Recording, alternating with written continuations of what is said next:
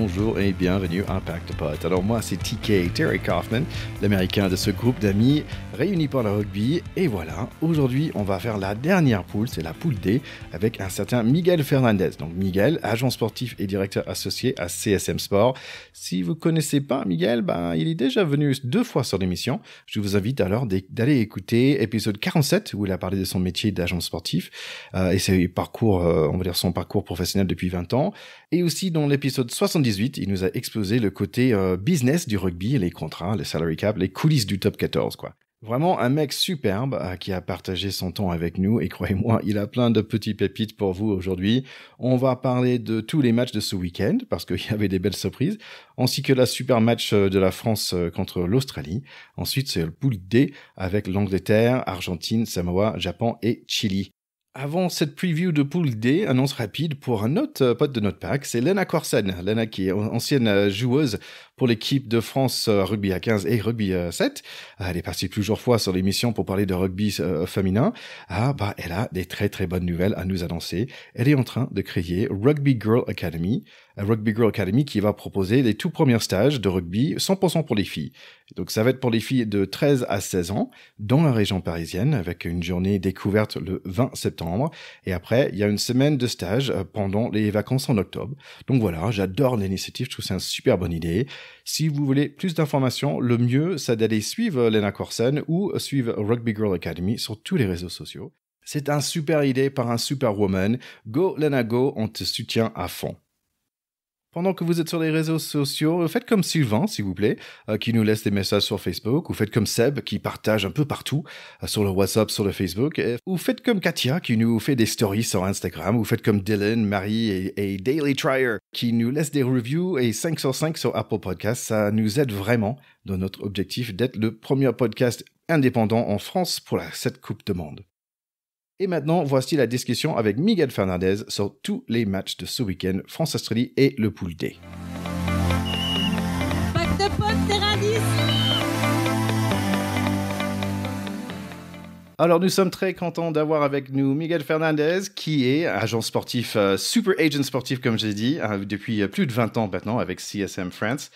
Donc, merci d'être de retour. Ça fait ton 3e fois que tu passes sur Pacte Pot, donc tu es vraiment un pote de notre pack. Exactement, j'ai pris un abonnement, c'est parfait. En fait, je pense que aussi c'est tous les ans, j'essaie de trouver une excuse pour t'inviter sur l'émission. Il ne faut pas que tu pars sans qu'on trouve une autre opportunité de se parler l'année prochaine minimum. Écoute, comment ça va? Parce que dans la vie d'agent, en fait, la dernière fois on en a parlé, c'était en juin. Et tu disais, c'était une période mai-juin, c'était une période très occupée pour toi. Là, maintenant, on est en août-septembre. On a des démarrages de top 14 qui a déjà démarré. On a la Coupe du Monde qui est très, très proche. Bon, pour toi, c'est quoi au niveau de métier? Tu fais quoi en ce moment? Alors, j'ai 2 phases. Là, j'accompagne un peu les joueurs que l'on connaît et qui collaborent avec nous, les internationaux, français, étrangers, etc., avec mes collègues des autres agences, qu'elles soient en Angleterre, en Nouvelle-Zélande, etc. Donc, il y a beaucoup d'échanges. Et figure-toi que je travaille déjà pour la saison prochaine. Donc, je suis déjà sur des clubs qui m'interrogent sur mon réseau et les intermédiations que je peux faire avec eux sur des joueurs, voire même des coachs. Ouais, et donc petit rappel aussi pour des gens qui n'ont pas écouté l'épisode précédent, on a parlé de côté business du rugby aussi, on a parlé de ton métier. Et en fait, c'est vrai que tu es, on va dire, l'agent pour les clubs et pas forcément l'agent pour des personnes, en fait, qui est différent que de chez moi.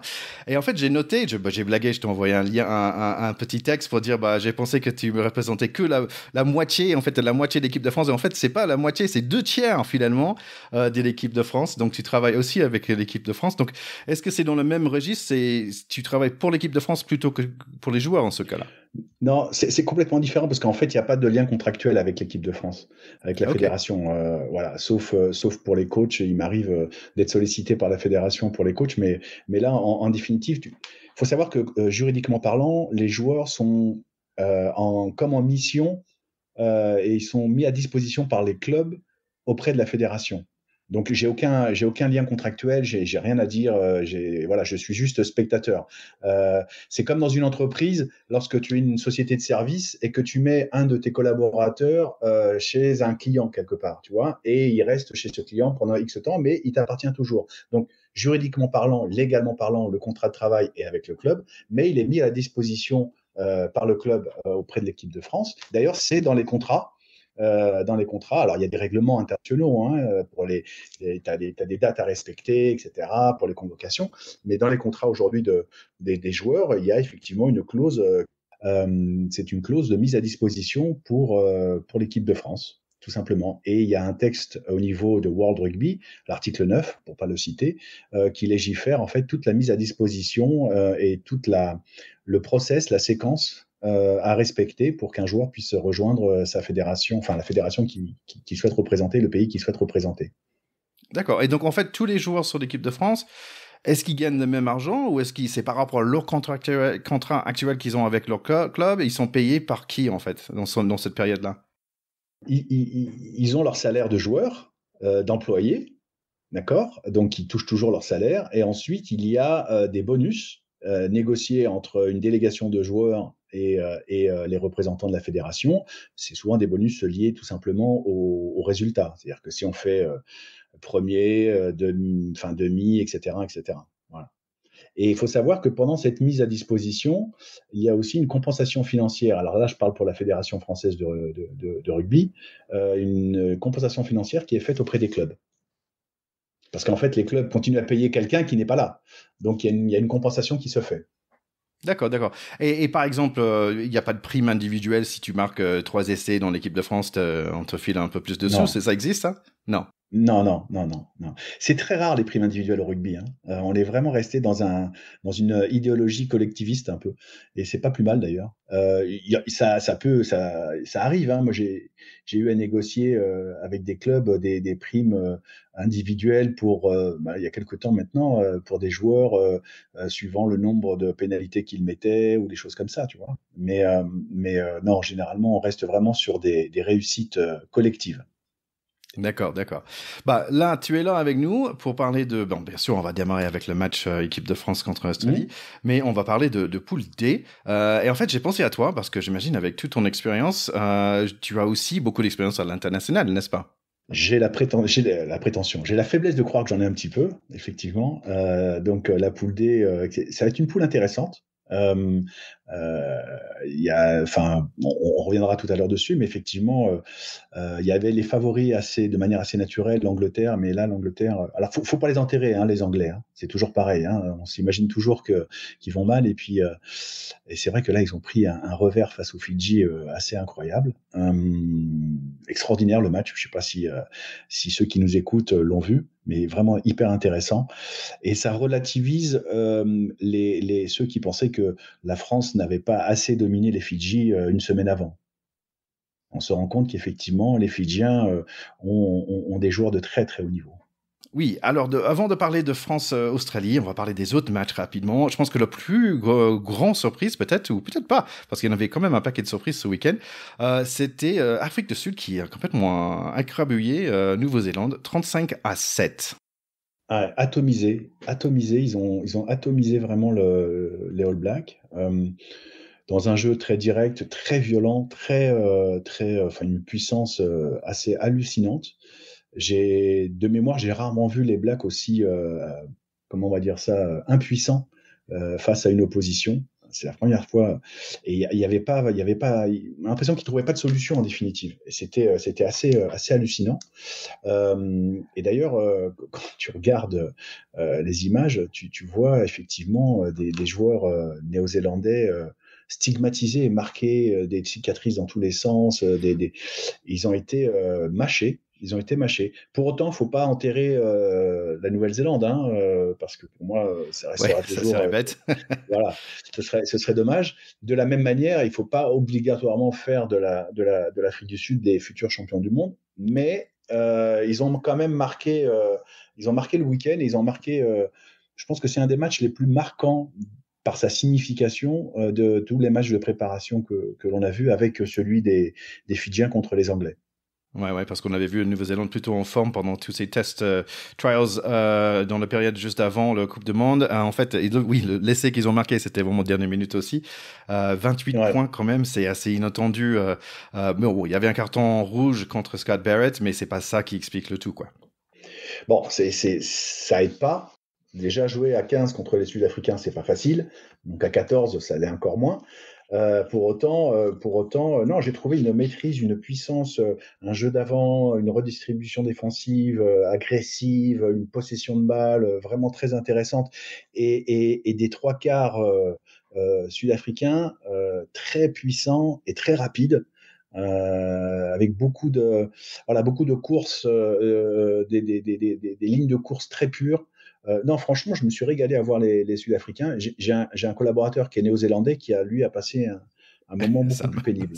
sale moment, ouais. Il a passé un sale Allez, moment, ouais. allez, d'autres matchs de ce week-end. Il y avait l'Écosse contre Géorgie. En fait, c'était Géorgie qui est menée le premier mi-temps, mais finalement, l'Écosse, qu'ils ont réussi à revenir 33-6 quand même. Beaucoup de points dans ce deuxième mi-temps. Moi, j'aime beaucoup la Géorgie. C'est une nation aujourd'hui, on va dire, elle fait partie de la deuxième division internationale. Pour autant, elle est très difficile à jouer. C'est une équipe qui base essentiellement son jeu sur la conquête, sur la rudesse, et qui de plus en plus maintenant développe un jeu intéressant au niveau des trois quarts. On avait pour habitude de dire que les Géorgiens, c'était 15 piliers, parce que la renommée des piliers géorgiens n'est plus à faire. Et on s'aperçoit aujourd'hui qu'ils ont des vrais joueurs de ballon. Et je me suis régalé à les voir en première mi-temps. Après, en deuxième mi-temps, bon, le physique a fait son effet, j'imagine. Et puis, bon, l'Écosse est quand même une équipe qui peut prétendre à quelque chose pour cette Coupe du Monde. Mais c'était vraiment très intéressant. Vraiment très intéressant. Et il donne l'impression quand même à l'Écosse qu'ils aiment bien revenir quand ils sont en bas en fait dans le score, ils aiment bien revenir à la charge en fait. Ouais, t'as l'impression qu'une fois qu'ils n'ont plus rien à gagner ou plus rien à perdre, ils lâchent les chevaux. Mais Voilà, c'est ça. intéressant. Les autres matchs, en fait, c'est des matchs qui sont concernés dans notre pool. En fait, on va démarrer. Il y avait Italie contre Japon. Italie, bon, 42-21. Ils ont doublé le score contre Japon. Moi, j'étais personnellement un peu étonné par ce score-là. Bien sûr, tu as la belle équipe d'Italie, mais en fait, c'est 3 essais pour Montana Ione. Alors l'Italie, c'est une équipe dont il faudra se méfier, je pense. Je pense que l'équipe de France, alors évidemment, il n'y a pas de complexe de supériorité à avoir, mais pendant le tournoi destination, on l'a oublié, mais on a quand même. Alors c'était le premier match de mémoire, mais l'équipe de France a un peu souffert contre les Italiens. Moi, je trouve que les Italiens, d'abord, ils ont une génération de joueurs qui est hyper intéressante, qui est issue des moins de 20, qui a très bien réussi chez les moins de 20. Qui maintenant commence à développer son jeu, son potentiel chez les grands. C'est une équipe à mon avis, qu'il va falloir surveiller. Ils ont des individualités très intéressantes. Canone, ils ont Garbi ici, ils en ont pléthore. Bon, ils ont Capuzzo que l'on connaît bien en France. Très intéressante, une équipe vraiment très intéressante. Je suis un peu plus déçu par le Japon parce que à chaque fois que j'ai eu l'occasion de voir le Japon, c'était un jeu très structuré, très discipliné, clinique, j'ai envie de te dire. Tu vois, c'était hyper bien organisé. Et là, je les ai trouvés un peu, ils subissaient. Ils subissaient et sans vraiment de solution. On suit avec Argentine contre l'Espagne. On n'est pas trop étonné non plus. 3 pour l'Espagne, 62 pour l'Argentine. Ça me fait mal, ça. Ça me fait mal. Miguel Fernandez, vous avez compris que j'étais Oui, pas suédois. On pourrait croire que je suis argentin, mais non, mes origines sont espagnoles. Pas étonnant, non, l'Argentine a récité son rugby. Pareil, l'Argentine, l'Italie, ce sont deux nations compliquées à jouer pendant la Coupe du Monde. Très compliqué. En plus, il y a un vrai vécu collectif des joueurs argentins, puisqu'ils ont cette compétition, le Rugby Championship, où ils peuvent se mesurer à l'Australie, l'Afrique du Sud, la Nouvelle-Zélande, même si cette année, ça a été un peu différent. Mais enfin, ils ont un référent commun, ils ont les vertus que l'on connaît, les joueurs argentins, c'est-à-dire beaucoup de courage, beaucoup de cœur, une énorme intensité, beaucoup d'envie. Et moi, pour en connaître pas mal des joueurs argentins, dès qu'ils mettent le maillot ciel et bleu, ils sont transcendés, quoi. Et d'ailleurs, tu les vois, c'est les joueurs les plus spectaculaires à voir pendant les hymnes nationaux. Quand ils chantent l'hymne, c'est impressionnant. Ils partent en mission à chaque fois. Toujours les larmes aux yeux. Ouais. En fait, il y a un match qui m'a beaucoup étonné aussi, c'était Irlande contre Samoa. Oui, on peut dire, ok, c'était pas l'équipe traditionnelle d'Irlande, qui avait quelques nouvelles têtes quand même, mais Samoa était vraiment en position de gagner ce match à la fin. En fait, ils menaient pour la plupart de ce match aussi. C'était vraiment incroyable de voir. On va en parler bien sûr en détail après, mais Samoa, ils avaient 2 opportunités de gagner à la fin, mais ils loupent le coup de pied pour faire le penalty touche, et après ils loupent le touche dans les dernières minutes. Donc vraiment dommage pour eux. Ils perdent 17-13, mais en fait, tu avais le sentiment en fait, c'était un moment qui est venu, et c'était la première fois qu'ils étaient face à ce moment, et ils n'avaient pas forcément en fait le réflexe ou la calmitude, on va dire, qu'il faut pour prendre avantage, pour serrer ce moment par les 2 bras, quoi. Ouais, en sport individuel, on appelle ça la peur de gagner. C'est un peu ça. Il manque un peu d'expérience. Enfin, ils sont rarement en position de battre. Là, en l'espèce, c'est les numéros 1 au classement mondial. Et là où j'étais surpris de voir les Samoans, alors il manque un peu de repères collectifs, mais tu vois quand même que ça y est, ils ont des individualités, des joueurs, des physiques hors normes. Enfin, c'est assez hallucinant. Et ils commencent à avoir des repères collectifs, ce qui est très intéressant. Aujourd'hui, ces deux fédérations ont créé 2 franchises qui jouent régulièrement, enfin qui jouent depuis quelque temps maintenant le Super Rugby. Et ce référent commun qu'il manquait un peu, ces habitudes à avoir, on les a retrouvés là. Les Fidji, on les a retrouvés face aux Anglais, les Samoans face aux Irlandais. Alors, ils avaient certes un peu. Les Samoans n'ont pas l'habitude forcément de se retrouver à quelques secondes ou à quelques minutes de battre une nation majeure comme l'Irlande, mais j'ai trouvé vraiment des schémas et un collectif hyper intéressant. Et ça, je l'explique très clairement par ces 2 franchises créées, nouvellement créées, et qui ont permis effectivement à ces joueurs de jouer ensemble à très très haut niveau, hein, parce que bon, le Super Rugby, c'est avec le top 14 et le Premiership le meilleur championnat de club. Et là, tu les retrouves au niveau international, puisque ces joueurs se connaissent parfaitement, en plus de leur qualité individuelle que l'on connaît. Bon, c'est physiquement, en termes de densité, en termes de vitesse, en termes de force, et c'est vraiment hyper intéressant. Et puis après, ils ont ce côté un peu, parfois, comment on va dire ça, artiste. Dans leur façon de jouer, et que je trouve ça très rafraîchissant. Les Samoa et les Fidjiens et les Fidji, je les ai trouvés vraiment hyper intéressants. Et en parlant des Fidjiens, alors c'est eux qui sont allés battre l'Angleterre chez eux. C'est quand même impressionnant, 30-22. Alors c'est historique. Déjà. Et encore une fois, ça relativise les propos de certains qui voyaient la victoire de l'équipe de France comme une victoire un peu tiède face aux Fidji. Non, les Fidji aujourd'hui, c'est une grande nation de rugby. Ça l'a été, ça l'est et ça le sera demain. Encore une fois, avec pas mal de joueurs qui jouent ensemble tout au long de l'année dans un même club, avec des internationaux qui viennent aussi et qui jouent dans les plus grands championnats au monde, hein, que ce soit en France ou au Royaume-Uni. Je dirais le point faible historiquement parlant des Fidjiens, c'était la gestion d'un match. C'est-à-dire qu'ils avaient énormément de fulgurance et aussi leur capacité à pouvoir asseoir un jeu de vent solide, structuré, qui permettait un peu de regrouper, de bloquer les défenses adverses. Là, ils y sont arrivés à plusieurs reprises. Alors, la question, c'est est-ce que les Fidji étaient au-dessus du lot ou l'Angleterre au fond du seau? Bon, c'est peut-être un peu des deux, même si objectivement, je n'enterrerai pas les Anglais pour autant. Mais j'aimerais pas être à la place du sélectionneur anglais en ce moment. Ouais, c'est certain, surtout face à la presse anglaise. Ouais, on va parler de l'Angleterre un peu plus en détail après. Maintenant, c'est l'heure de parler de la France.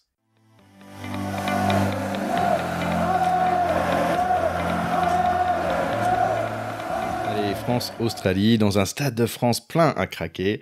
Pour les jeunes, ils sont très jeunes. Il y a 8 joueurs qui ont moins de 24 ans, donc très peu d'expérience. À voir le numéro 10, Gordon, qui a que 5 caps. Il va passer une soirée pire que son coiffure. Allez, chez nous, c'est le A-Team, avec 2 remplacements quand même importants. Il y a Gros qui est là pour Baye, qui est toujours blessé, mais surtout Jalibert, qui va essayer de nous faire oublier Roman Tamac. C'est pas si simple. Le match démarre, première opportunité est pour le Wallabies, mais c'est une pénalité ratée. Leur attaque, quand même, ça nous surprend un peu. Ils arrivent à notre 5 mètres avant de donner une pénalité. Ouf, il faut qu'on se réveille un peu. Aussi dit, aussi fait. C'est Danty, puis Marchand et puis Penaud qui avancent. Et c'est Danty qui va marquer le premier essai pour la France. Ça avait l'air facile pour nous. Penalty touche pour les jaunes à notre 5 mètres. Essai pour l'allié jaune avec un nom imprononçable. Ça avait l'air facile pour eux. 7-5 toujours pour la France. C'est un match qui bouge vite, Gabin Villiers avec une opportunité sur le côté gauche. On fait des erreurs en touche, les Wallabies reviennent à la charge et à la gorge. On échappe la pression avec un bon défense et un peu de patience. Danty gratte, Villiers a des idées, on prend des points quand ils sont offerts, pénalité par Ramos, c'est bon, 10-5. Puis 13-5 à 27 minutes. Ordrit prend beaucoup de coups dans ce match quand même, mais il en donne aussi. Il faut rester vigilant quand les Wallabies ont la ballon et de l'espace. Heureusement, le blanc 10 de l'Australie n'arrive pas à passer une pénalité aujourd'hui. Il est 0 pour 3 au pied pour l'instant, pendant que Ramos est 4 pour 4. Allez, 16-5. Mais sauf qu'il peut, Villiers sous pression sur notre ligne d'en but, on échappe tout juste. D'ailleurs, je trouve que le 15, le 8 et le 12 jaune sont pas mal. Penalty touche pour finir ce premier mi-temps et petit effrayeur car Dupont avait l'air un peu secoué. Notre mêlée aussi. On est malmené par les Wallabies, mais sans dégâts pour l'instant, 16-5 toujours pour le mi-temps. Deuxième mi-temps démarre avec un poteau pour Ramos et on est tous étonnés. Moment fort pour les jaunes qui campent chez nous, 47 minutes, la relève est là, avec 6 remplaçants français. Pour l'instant, on n'arrive pas à sortir de notre 22. On gagne 2 touches à la suite et d'un coup, Antoine Dupont est à l'attaque. Jalibert le suit et les Wallabies doivent faire la faute pour éviter un essai. Carton jaune pour leur 11. Ramos, c'est bon, 19-5. Ça a donné un peu de vitamine à nos bleus et les minutes qui suivent sont juste très très agréables à voir. Essai de l'équipe démarré par la charge de Danty qui détruit tout. Jalibert puis Ficou avance finalement Dupont avec le passe à pied pour Penaud. Ramos avec la transformation, ça fait du bien tout ça. Dupont va sortir à 59 minutes. Ça va, on peut tout respirer maintenant. Les Wallabies marquent un essai, attention 26-12, puis joli 50-22 par Ramos. Et voilà, comme ça, on est dans leur 22. Touche et Jalibert avec un joli passe au pied pour Gabin Villiers et paf, 31-12. On ne relâche rien pour l'instant, attaque après attaque, les Bleus sont dans le flow. Tout ne marche pas, mais c'est pas grave, ils s'amusent. Les problèmes de mêlée sont réglés et c'est Couillou qui échappe, petit 1-2 avec Penaud, et c'est presque. Ça va marcher pour Penaud 2 minutes plus tard, j'adore les jambes de ce garçon, 38-12. Bon, on les laisse un petit essai où Jaminet se retrouve toute seule contre le 11 Vunivalo. On va finir ce match avec une victoire de bonne taille, 41-17. Je ne sais pas pour vous, mais moi, je me suis bien amusé. Moi aussi, je me suis régalé, même si on est toujours un petit peu frileux face à ces matchs de préparation où on se dit qu'on ne sait pas trop ce qu'on va voir. On a malheureusement la tendance à tirer des conclusions un peu trop hâtives après les matchs de préparation. Moi, franchement, je me suis régalé. J'ai vu une première mi-temps où l'équipe de France a été très sérieuse. Elle a récité son rugby. Elle n'a jamais été vraiment en danger face à des Australiens virulents que j'ai trouvé plutôt bons en première mi-temps. Qui proposait vraiment des choses intéressantes. Et ce qui m'a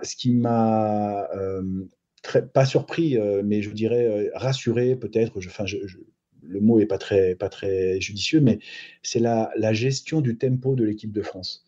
C'est-à-dire qu'elle a eu des moments forts, elle a appuyé sur l'accélérateur, elle a marqué. Quand il a fallu prendre les 3 points, on a pris les 3 points, on respecte l'adversaire, on se laisse une marge de manœuvre en creusant l'écart. Quand on a eu des temps, quand ils ont eu des temps faibles, ils ont extrêmement bien défendu. Ils ont su contenir ces Australiens qui ont marqué quand même 3 essais, ce qui est pas innocent. Et pour autant, on a marqué 4 essais et on finit avec 41 points. Donc une première mi-temps très sérieuse et une deuxième mi-temps. Ils sont sortis des vestiaires, ils ont dit bon, on va accélérer un petit peu. Alors j'exagère en disant ça, mais c'est l'impression que ça m'a donné. Ils ont accéléré et ils ont marqué les Australiens avec avec des séquences de jeu vraiment au pied très intéressantes. Et ce qui est très drôle dans ce genre de match, on sait très bien, quand on est de l'autre côté du rideau, on sait très bien que c'est le genre de match où tu caches tes schémas, tu montres pas ce que tu vas faire pendant la Coupe du Monde. Tu essaies de te rassurer sur le basique, sur la touche, sur la défense, etc., sur la redistribution défensive, sur quelques attaques, mais tu montres pas tes schémas directeurs forts que tu vas montrer pendant la Coupe du Monde. D'ailleurs, Fabien Galtier à la télé disait, voilà, maintenant on va passer en mode Coupe du Monde. C'est-à-dire que voilà, on s'est rassuré. Physiquement, ils sont prêts.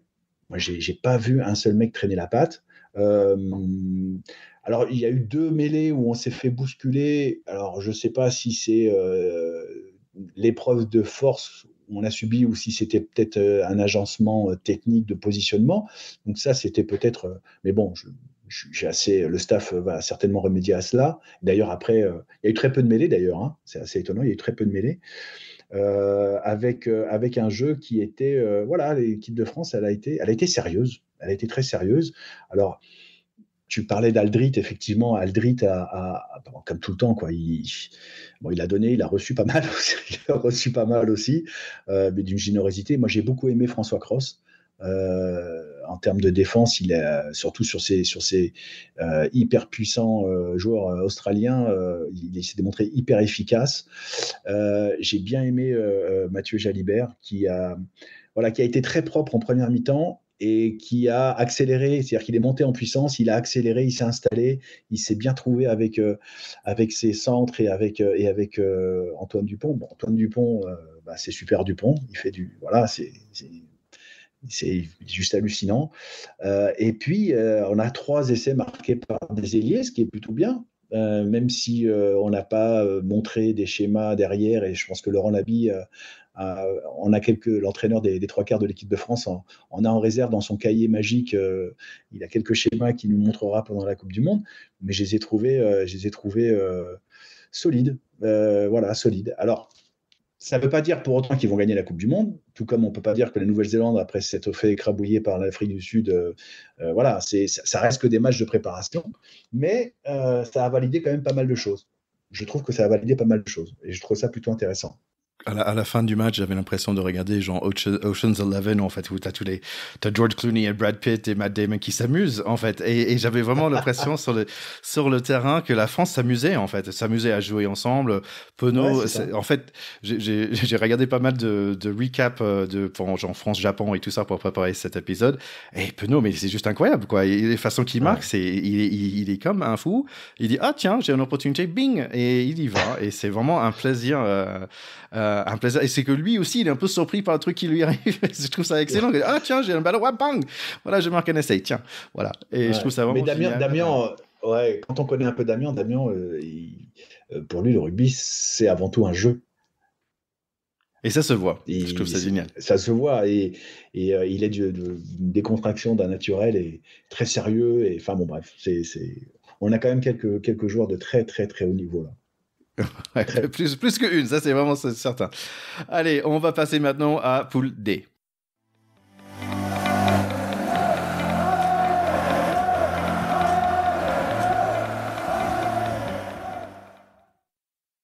Allez, on va démarrer avec l'Argentine. Donc, ils sont dans tous les Coupes du Monde. Et à un certain temps, c'était un peu l'Italie, on va dire, comme l'Italie dans les débuts de 6 nations. Sauf en Coupe du Monde 2007, c'est là la grande surprise, en fait, qu'ils nous ont battu chez nous pour le match d'ouverture. Et ils nous ont battu encore pour prendre la 3e place. Là, ils étaient bel et bien arrivés sur le monde international. En 2011, ils étaient invités à la Rugby Championship, comme tu avais déjà dit, donc les anciens Three Nations, donc Nouvelle-Zélande, Afrique du Sud et Australie, donc ça a que haussé le niveau. 2015, ils arrivent à nouveau dans la demi-finale, mais ils vont prendre le 4e place. Mais la dernière édition, à Japon, ils n'ont pas pu sortir de poule. Si vous vous souvenez, c'était un match très serré contre nous et après impuissant contre l'Angleterre. Depuis 2019, actuellement, ils sont 7e dans les rankings, mais ils ont perdu pas mal de matchs depuis Covid. 2020, 1 défaite contre les All Blacks, suite à 2 matchs nuls contre Australie et leur toute première victoire contre les All Blacks.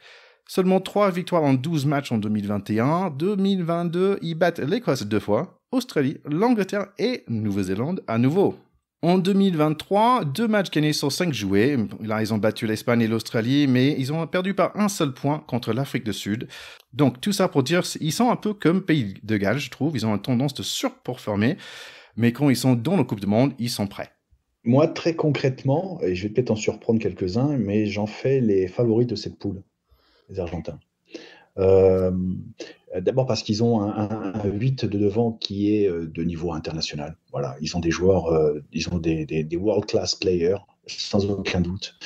Donc pour moi, c'est devant, c'est un des packs les plus performants avec le pack des Sud-Africains.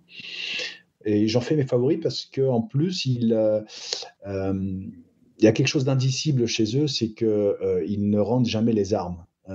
Pour eux, c'est une question, c'est viscéral. Et il y a ce supplément d'âme chez les Argentins qui peut parfois faire renverser les montagnes. Donc, moi, j'en fais vraiment mes favoris aux autres équipes de la poule. Euh, et on n'oublie pas que tu parlais de 2007, il y a eu des joueurs d'exception en Argentine, hein. En 2007, on avait Nani Corletto, Juan Martín Hernández, évidemment Pichot, et j'en oublie, hein. Et là, je les trouve plus, comment on va dire ça, plus homogènes en termes de niveau. C'est-à-dire qu'en 2007, tu avais 5-6 joueurs de classe internationale qui tirait l'équipe vers le haut. Là, je trouve que le groupe est beaucoup plus homogène, beaucoup plus. Enfin, le niveau est très élevé, mais à tous les postes. Alors, moi, j'avais juste une question par rapport au poste de numéro 10, où c'était voilà, c'était peut-être.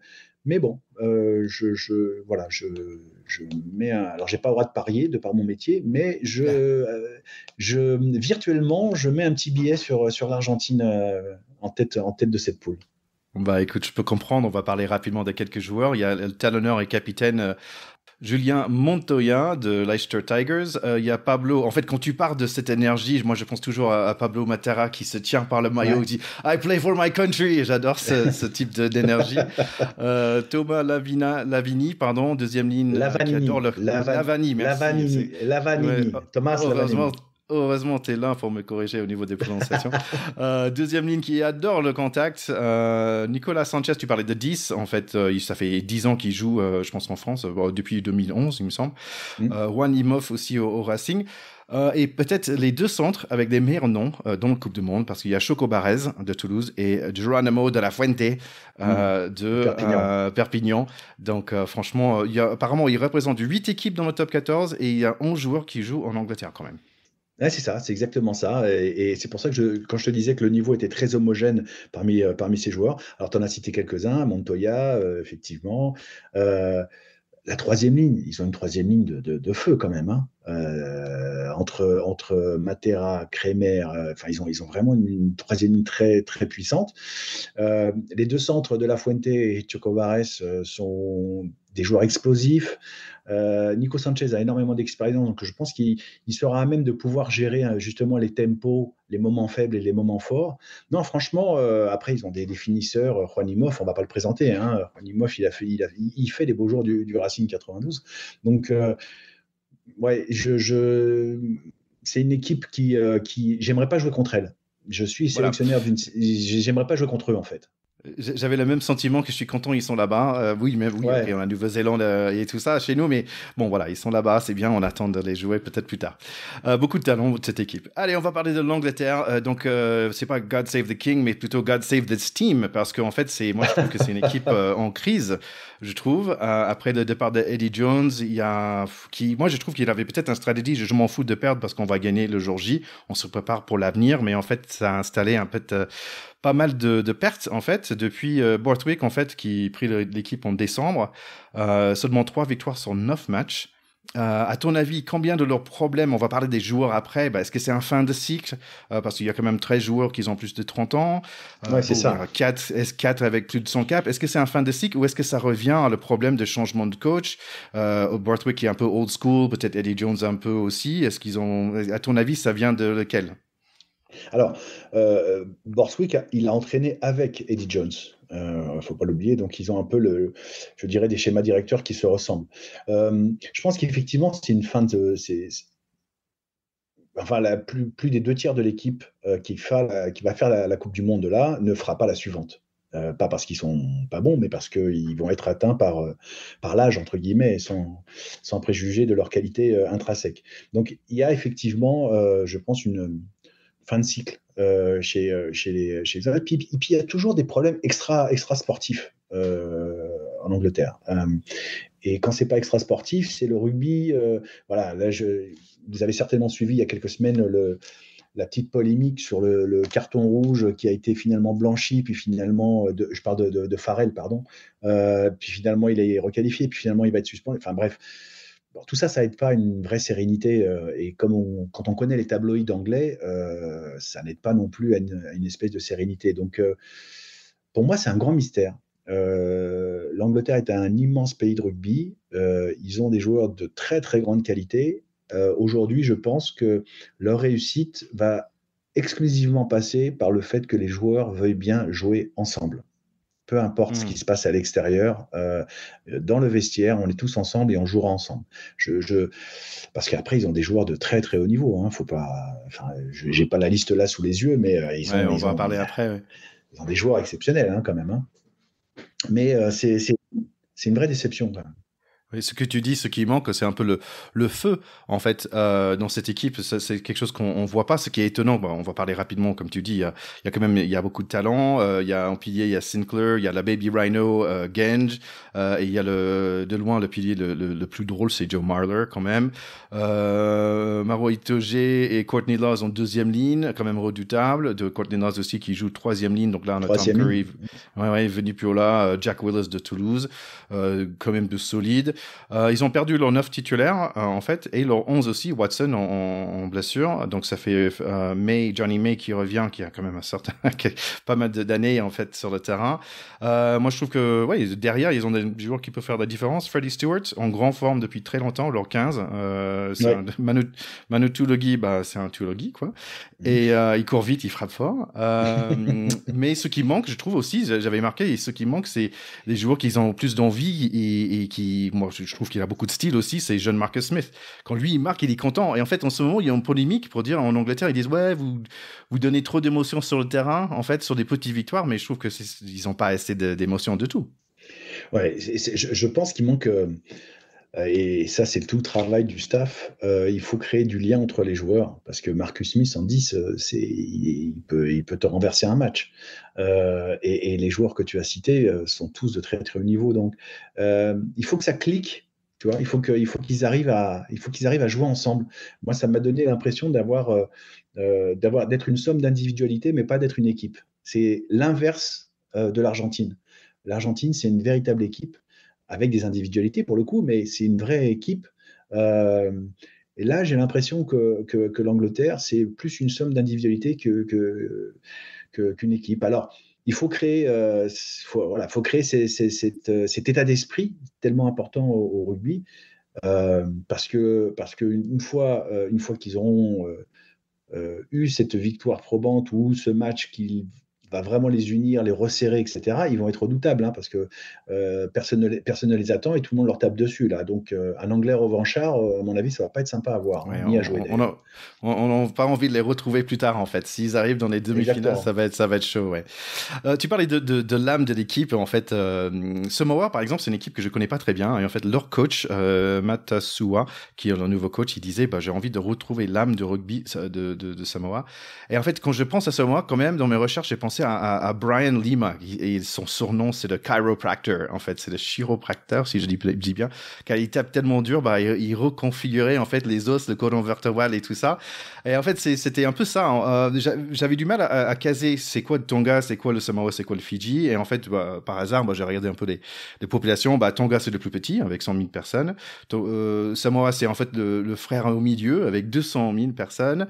Et Tonga, on va dire, c'est le plus bourrin, je dirais, des deux. Fidji, ils sont 5 fois plus grands que Samoa, en fait. Donc, ils ont à peu près, donc c'est 900 ou 1 million de personnes. Et Fidji, avec on va dire, le jeu le plus abouti, avec la beauté de gestes qui court dans tous les sens. Et Samoa, je trouve que c'est un peu des deux, en fait. Un côté quand même bien bourrin, mais un côté aussi qui commence d'être un peu plus dans le côté fidjien, hein, beaucoup plus de jeu. C'est exactement ça. C'est en fait, ils essaient de piquer au Tonga et au Fidji le meilleur de ces deux nations. C'est-à-dire, c'est des joueurs très durs, très véloces et en même temps un peu artistes. Mais sur Brian Lima, j'ai une anecdote. Je ne sais pas si j'ai 15 secondes.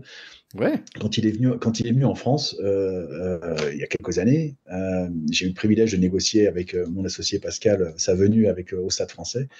Et, effectivement, le premier match, Chandelle sur l'ailier d'en face, et il envoie l'ailier, je crois que c'était Dax, je crois qu'il le sort mais un plaquage propre, hein, mais un plaquage. Et pendant tout le match, moi j'étais sur le bord du terrain, et quand Diego Dominguez tapait des ballons très haut volontairement, tu entendais les trois quarts des équipes adverses. Attention, il arrive, attention, il arrive, attention, il arrive. Et même à l'entraînement, il était dangereux. Ah ouais. Mais pas parce qu'il était méchant, mais parce qu'il mettait une telle violence dans ses plaquages, et il était incroyable. Incroyable. Ouais. Et même après, quand il est parti en Irlande, je crois, les Irlandais, ils en ont un souvenir cuisant. Alors, les Samoa, ça peut être une surprise. Si aujourd'hui, une équipe, que ce soit l'Argentine ou l'Angleterre, n'installe pas son jeu, ne met pas tout de suite dans les 20-30 premières minutes 10-15 points d'écart, ça va être une équipe hyper compliquée à jouer. Parce que justement, les Samoa ont retrouvé une espèce de vertu insulaire, une vertu, un état d'esprit, une âme qui fait appel à plein de choses. Alors là, on pourrait parler de la culture samoane pendant 10 heures, et ça va être une équipe très pénible à jouer. Très pénible à jouer. Très pénible à jouer. Parce qu'ils vont avoir des fulgurances. Ils vont avoir un joueur qui va traverser le terrain. Ça peut être un deuxième ligne comme ça peut être l'arrière. Et en plus, ça va être un casse-tête pour les commentateurs télé parce qu'ils ont des noms très compliqués comme les Tongiens, comme les Fidjiens. Et là, on va rigoler. Exactement. C'est marrant parce qu'en fait, tout au début, en fait, quand ils ont commencé dans les Coupes de Monde, ils sont allés en 3 quarts de finale, en fait, à la suite, dans les années 90. Et puis, depuis là, pas grand-chose. En fait, Covid, bon, difficile. Pas de match en 2020. Seulement 2 matchs en 2021. 4 victoires en 4 matchs, quand même, en 2022. Aussi contre Fidji d'ailleurs, et 2023 4 matchs, il y avait que 4 matchs mais quand même une victoire contre Tonga, contre Japon aussi, et comme on a dit ce week-end contre Irlande, ils avaient plein d'opportunités pour les battre. Je dirais juste pour nos chers écouteurs d'aller on va dire googler en fait, ou va sur YouTube et chercher Tulagi, en fait, toute la famille. Regardez des vidéos des Tulagi, franchement c'est des mecs qui on va dire 1m80, entre 110 et 130 kilos, ils font très très mal et ils bougent très vite, et donc voilà. Et allez voir Brian Lima aussi. Ah oui, c'est ça. Oui, pardon, juste rapidement au niveau des noms, bien sûr, Sueteni, le 10 ou aussi il joue centre. Il y a le pilier de Montpellier. Aussi qui sont vraiment en plus il y a 2-3 joueurs qui ont joué avec les Blacks au Australie. Je pense que aussi ils ont 2-10 en fait qui ont de l'expérience internationale avec les Blacks, il me semble. Donc en fait du talent un peu partout, comme on sait très bien. Ils ont jamais battu l'Angleterre, mais ils peuvent démarrer. Ils ont battu il me semble l'Argentine plusieurs fois, et ils connaissent bien le Japon. Oui, en fait en gros ils gagnent 2 matchs sur 3 on va dire, mais ils ont jamais joué de Chili non plus. Allez, tout de suite au Japon, ils nous ont capturé nos corps avec une victoire en Coupe de Monde. Avec une victoire en Coupe du Monde 2015 contre l'Afrique du Sud, le grande surprise. Après, ils étaient des excellentes hôtes pour notre dernière Coupe du Monde en 2019. L'effet d'être à la maison les a aidés beaucoup, parce que souvenez-vous, j'avais oublié, ils ont battu Russie, ok, ils ont battu Samoa, ok, ils ont battu l'Écosse et ils ont battu l'Irlande dans leur poule. Donc ils sont arrivés dans la quart de finale. Ils étaient 4-0 dans leur poule, incroyable. J'avais complètement oublié cet exploit. Ouais. Après, malheureusement, bon, ils ont perdu contre les champions éventuels. Afrique du Sud, bien sûr. Il y a une petite connexion français aussi. Le premier coach qui n'était pas japonais, c'était un Français. C'était Jean-Pierre Alissad, le papa de Jean-Baptiste Alissad. Après, il y avait le Black John Kirwan, certains Eddie Jones, et depuis 2016, un autre Kiwi, c'est Jamie Joseph. Donc, on peut penser que c'est une étoile montante. Sauf que les résultats récemment sont, on va dire, moins performants. Et avec la grosse défaite contre l'Italie et Fidji, ils ont aussi perdu contre l'Angleterre et la France. Quelques victoires mais récentes, mais pas vraiment captivantes contre Portugal, Uruguay et Tonga. Mais rien super à signaler. Peut-être une victoire contre le Chili, peut-être une petite chance contre Samoa. Si c'est un bon jour, qu'est-ce que t'en penses? Franchement, j'ai été un peu déçu. J'ai été un peu déçu par les Japonais parce que alors, il manque certes de gabarit un petit peu devant. En revanche, il compensait ça par une intelligence de jeu, une discipline et une vitesse d'exécution qui surprenaient leurs adversaires. Donc, je pense que le Chili, ils battront peut-être le Chili. Les Samoans, ça va être compliqué. Très compliqué de battre les Samoans. Ça va être un beau match. Japon-Samoan, ça va être très beau. Je ne les vois pas gagner contre les Argentins. Et après, contre les Anglais, bon, on verra, parce que les Anglais sont capables de tout. Hein. Ils sont capables de tout. Mais ouais, j'étais un peu déçu. Un peu déçu. Alors, est-ce que... ils nous ont tellement montré de belles choses aux 2 dernières éditions de la Coupe du Monde que, bon, voilà, alors c'est plus les mêmes joueurs, etc. Mais bon, je les ai trouvés un peu en dedans. Je les aurais volontiers fait. Tu m'aurais interrogé il y a 1 an ou 2, je t'aurais dit ouais, ils peuvent embêter facilement les Argentins et les Anglais. Là, je les vois pas accrocher ces 2 nations-là. Après, bon, le rugby a cette particularité, c'est que le ballon est ovale et que 2 fois il a des rebonds un peu capricieux. Bah, si on peut se souvenir quand même de leur éternel Michael Leach, le troisième ligne et capitaine depuis maintenant plus de 10 ans. Je pense que c'est son 4e Coupe du Monde. Il y a même un statut de lui en Japon, donc ça c'est quand même chouette. Matsushima, qui a joué l'arrière. L'arrière de Clermont. Ouais. Il y a un talonneur Sakate qui est très bon aussi, je me souviens de lui. Attention, il y a un jeune charnière Saito en 9 et mais surtout le 10 Lee. Qui a plutôt bien joué contre nous en la France l'année dernière.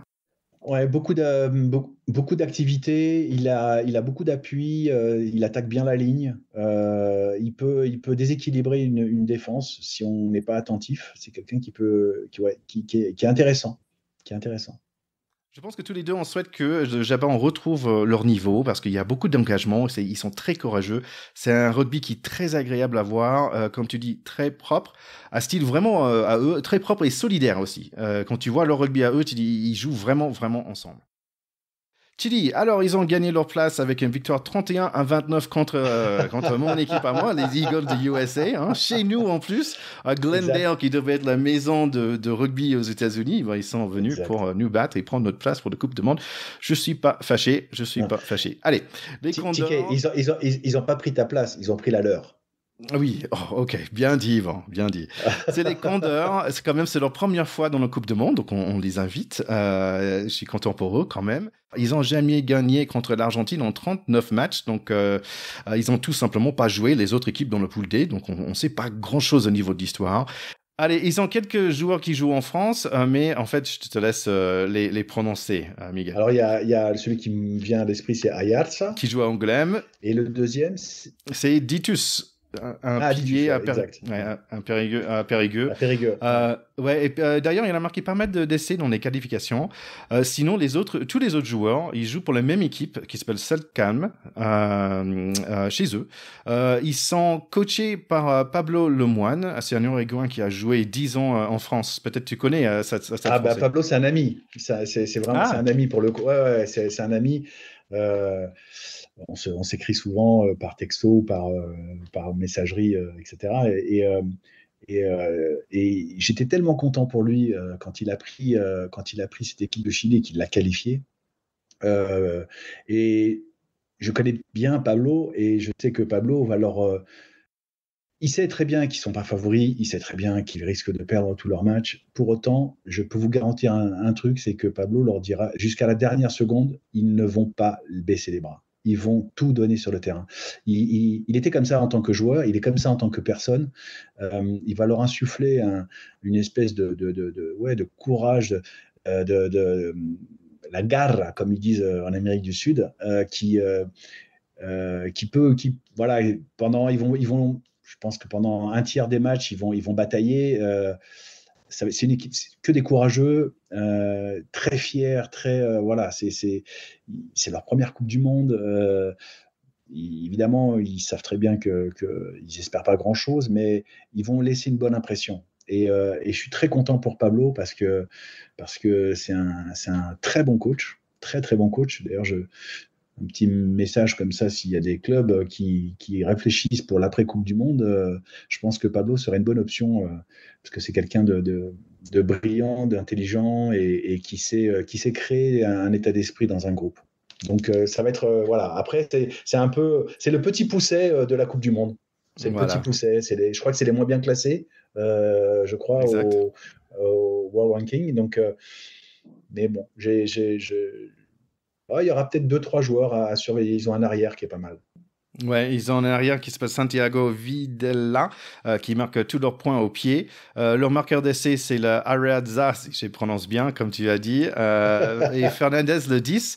Et il y a un deuxième, troisième ligne aussi, Saavedra, qui marque pas mal d'essais dans les derniers matchs qu'ils ont joués. Donc, on les souhaite bonne chance pour ce Coupe du Monde.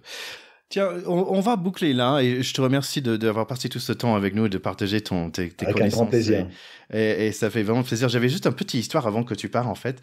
Tu sais, la dernière fois, on a parlé d'un de tes joueurs. J'avais demandé que tu me donnes un exemple, un joueur qui était placé, où tu as réussi à placer dans le bon endroit, et tu m'as parlé d'un certain Julien, qui était allé à Dax, un pilier qui finalement finissait à Munster. Et je sais pas si je t'ai dit... Et Racing après. Et je suis pas sûr si je t'avais dit ou pas, mais en fait, je suis allé l'année dernière, pendant l'été, je suis allé avec ma famille en Irlande. À Limerick. Et je suis allé à Limerick, à Thurman Park. Et en fait, j'avais essayé d'avoir un tour et tout ça, mais en fait, tout était fermé. Mais en fait, j'arrive, je tape sur la porte et j'ai un monsieur qui est super gentil, qui ouvre. Et en fait, il disait, en fait, non, on est fermé. Mais il y a un autre gars qui arrive, qui dit, non, viens. Et s'il s'appelle John, je pense que c'était le manager du terrain ou quelque chose comme ça. Il m'a montré tout. Donc, c'est juste tous nos quatre. Il nous a resté 15 minutes dans le stade, dans les vestiaires et tout ça. Donc, merci beaucoup à John. Et pendant que j'étais là, j'ai pensé à des Monster Men et j'ai pensé à ton histoire par rapport à The Monsters. Avec Julien. Je te remercie. Je voulais te parler de ça. Je voulais lancer un petit concours, si tu es OK, pour tes auditeurs. Ouais. Ils vont découvrir la Coupe du Monde et ils vont découvrir des Haka. Puisqu'en fait, les nations, tu as le Haka des All Blacks, que l'on connaît bien, mais il y a aussi les Fidji, Tonga et Samoa. Lequel ils préfèrent? Ce serait marrant de savoir lequel ils préfèrent. C'est une très bonne question. Bonne idée. Allez, Miguel, merci beaucoup. Merci à toi. Ah, mais quel bon moment avec Miguel Fernandez, un super pote de notre pack. Merci à lui et merci à vous aussi, nos chers écouteurs fidèles. J'espère que vous avez aimé cette série de preview pour la Coupe du Monde. Pour moi, c'était un vrai plaisir de retrouver Théo et Charlie et de pouvoir réinviter certaines personnes comme Yann, comme Roman et comme Miguel. Je trouve qu'on est vraiment chanceux de pouvoir partager ces moments avec eux et avec vous. Allez, c'est tout pour aujourd'hui. On va essayer de faire un autre épisode juste avant le coup d'envoi France-Nouvelle-Zélande, donc à la semaine prochaine. D'ici là, passez une super semaine. Allez voir Lennart Corson et Rugby Girl Academy sur tous les réseaux sociaux. Et pendant que vous êtes là, dites-nous si vous aimez notre nouvelle affiche pour le podcast avec le photo où on voit nos têtes. Allez, c'est tout pour cette semaine. À plus. Bye bye. Ciao.